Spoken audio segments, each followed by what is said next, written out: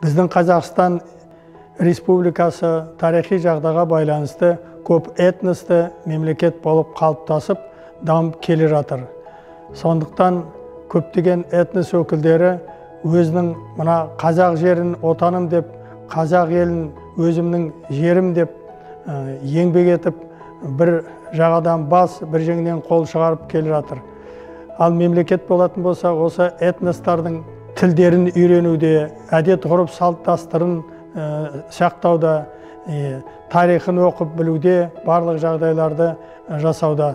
Бізге ең қажетті, ауадай керек нәрсе ол халқымыздың бірлігі мен ынтымақтастығы, қоғамдағы келісім, саяси тұрақтылық. Міне осы салада Қазақстан Халқы Ассамблеясы көптеген істерді атқарып келе жатыр. Қазақстан Халқы Ассамблеясы 1 наурыз 1995 жылы елбасы Нұрсұлтан Әбішұлы Назарбаевтың ұсынысыменен өзінің арнайы жарлығымен дүниеге келген алғашқыда қоғамдық, кейін осы мемлекетіміздің саяси саласында ойып тұрып орын алатын осындай бір құрылым болып, үлкен тиімді жұмыс жасап жатыр.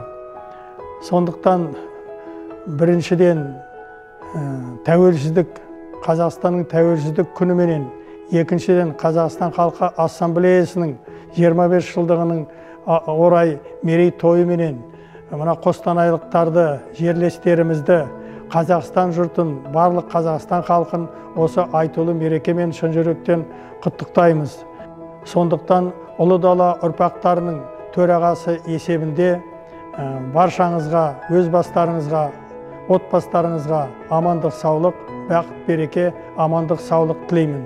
Мемлекетіміз дамуда, ілгері жылжуда, әрқайсымыз аянбай еңбек етейік. Алдымызда тұрған межелер орындалатыны сөзсіз.